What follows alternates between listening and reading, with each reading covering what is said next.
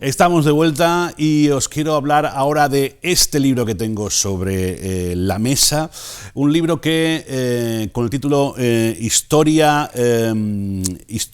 de una histeria, cosas de brujas, intenta dar respuesta a diferentes preguntas. ¿Por qué la brujería fue considerada una amenaza? ¿Qué papel jugó el patriarcado en la caza de brujas? ¿Cómo han evolucionado estas creencias? En fin, yo no podía responder a estas preguntas, las cosas como son.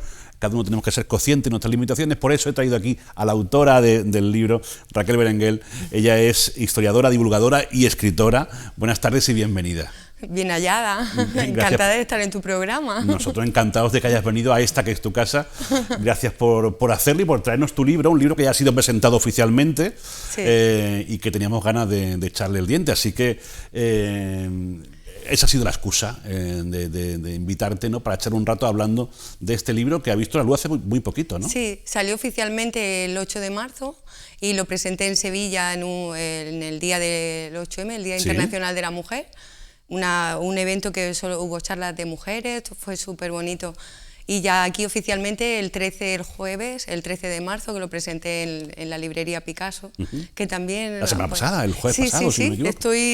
Acaba de salir, además mi primer trabajo, porque, o sea, como investigación y ahí, muy súper contenta con el resultado y espero que guste. ¿Y por qué hablar de brujas a estas alturas del siglo? Bueno, es un tema de plena actualidad. Si te para a pensar un poco, incluso cuando en la época Trump, la primera contra Hillary Clinton, casi insinuó que era una bruja, ¿no?, una pedófila que comía niños. Todavía mensajes que digo, de lo que decían de estas mal llamadas brujas, porque en realidad eran mujeres con un saber aprendido y heredado durante mucho tiempo, desde la antigüedad.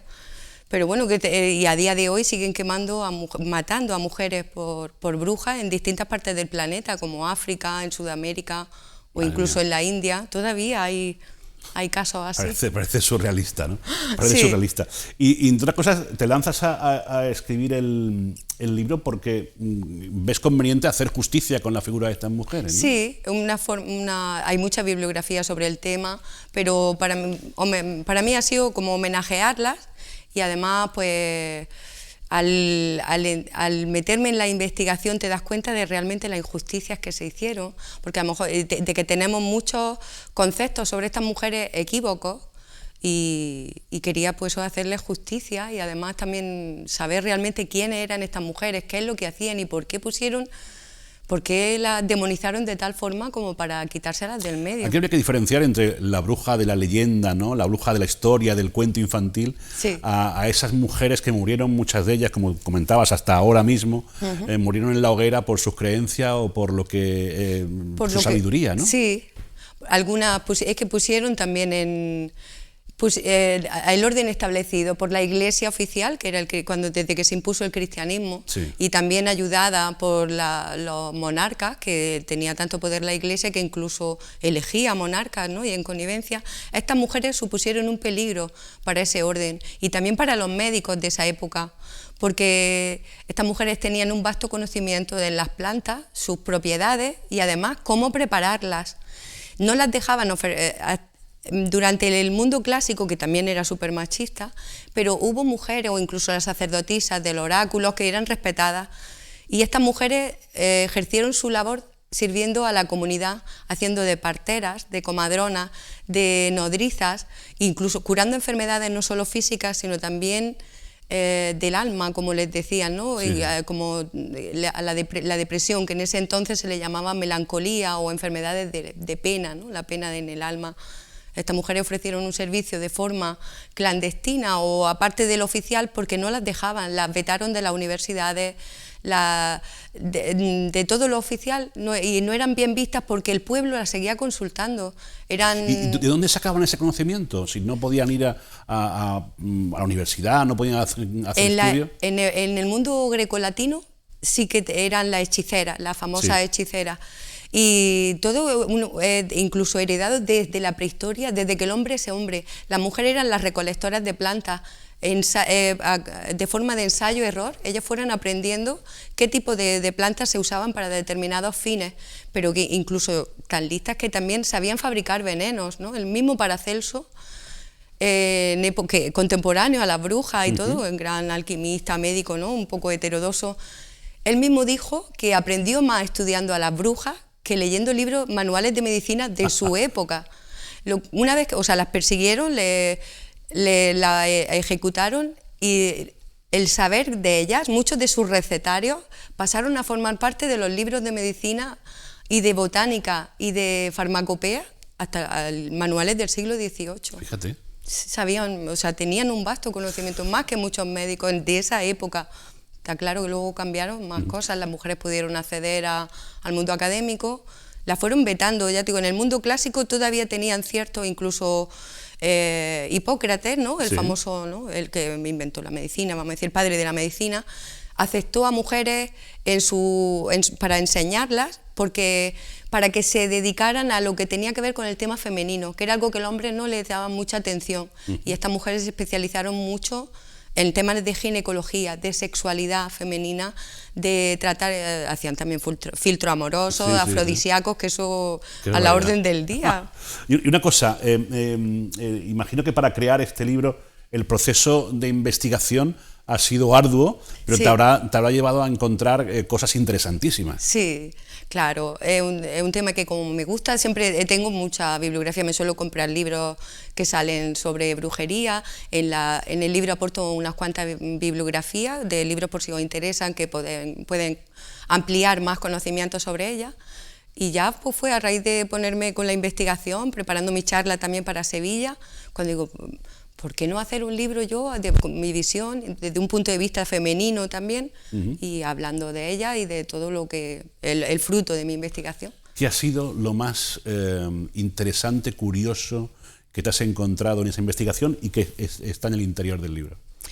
Uy, pues que no sabría por ejemplo, te voy a contar una anécdota, que eso sí que lo desconocía y me quedé helada, por ejemplo, cuando buscando el origen de por qué a la bruja malvada le han puesto esos ciertos atributos, ¿no? Como el gorro, el caldero, el gato negro, la verruga, ¿de dónde viene todo? ¿Por qué? Porque realmente esas mujeres no iban así por la calle, no existe. ¿Por qué volaban? Eso de que volaban, que comían niños, que se transformaban ellas en animales, ¿de dónde viene todo eso? Y descubrir realmente que fue una invención de la Iglesia, que difundieron esos bulos sobre ellas para poder...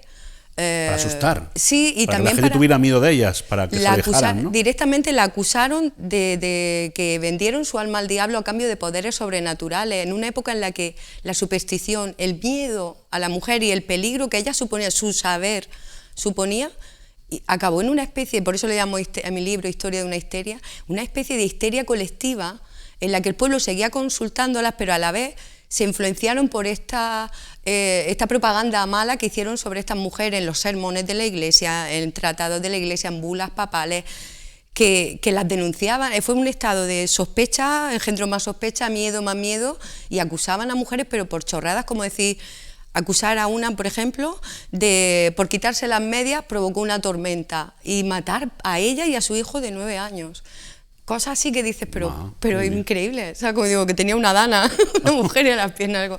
Sí, la acusaron de hacer barbaridades, de causar tormentas, de hundir barcos pesqueros, de provocar epidemias, de incluso provocar abortos en las mujeres solo con la mirada, ¿no? Lo del ahojamiento o el mal de ojo. Mal de ojo, ¿no? Todo también viene de ahí. Qué cosa. Bueno, la historia es apasionante y sobre todo lo que nos está contando Raquel. El libro ya está a la venta, ya se puede encontrar en la librería, editado magníficamente por Guante Blanco. Lo tenéis a vuestra disposición, así que si os gusta esta historia, pero sobre todo os queréis dejar atrapar por esta historia de brujas, tan solo tenéis que haceros con un ejemplar. Yo te quiero agradecer, Raquel, que hayas venido a visitarnos y a presentarlo aquí al programa y sobre todo que nos presentes esta otra cara de las brujas, ¿no? Vamos a desmitificar, vamos a quitarles las verrugas, vamos a quitarles las escobas y vamos a conocer exactamente quiénes eran las brujas y todo el bien que han hecho a lo largo de la historia. Sí. aportaron mucho, ya te digo, fueron demonizadas, pero luego la historia y luego también revisiones posteriores a partir del siglo XIX intentaron dignificar la imagen de estas mujeres. También era un tema tabú, porque la Iglesia hay algo que no, y casi que no importaba, bueno, mataron a unas cuantas mujeres que hacían hechicería, ¿no?